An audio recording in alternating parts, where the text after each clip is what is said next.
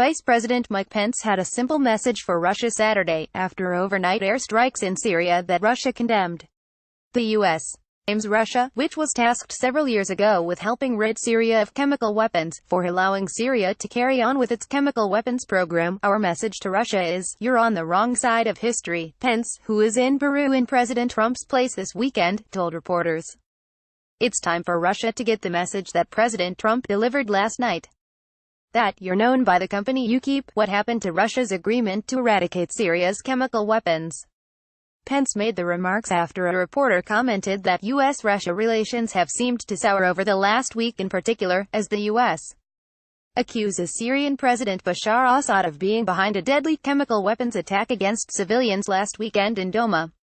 Trump, too, has called out Russia and its president, Vladimir Putin, by name. In the last week, Pence said Iran also is partly to blame in Syria. Russia and Iran are on the wrong side of history, Pence added.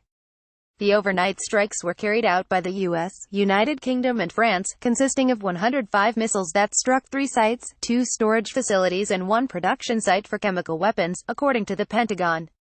The Pentagon claims the strikes hit every target. Pence's description of the strikes reflected much of Mr. Trump's message the night before, including that the U.S. stands ready to respond as needed to any further chemical weapons used by Assad's regime. Pence said the U.S. is prepared to continue this effort until we are assured that chemical weapons will never be used again against innocent civilians in Syria. Pence went one step further than most U.S. officials have said publicly since the strikes so far, claiming that further use of chemical weapons will mean a price to pay, military action. Mr.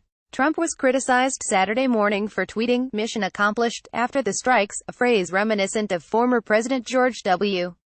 Bush's May 2003 "Mission accomplished" speech, declaring success in Iraq shortly after the U.S.-led invasion.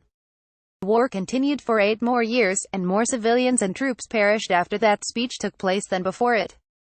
But Pence backed up the president, saying the mission was indeed accomplished, in that the strikes hit their intended targets. Mr. Trump has yet to expand on his "mission accomplished" tweet to express exactly what he meant by that sentiment. Less than 2 weeks ago, Mr. Trump said he wants to pull U.S. troops out of Syria soon. The Pentagon said there are no plans for further strikes at this time.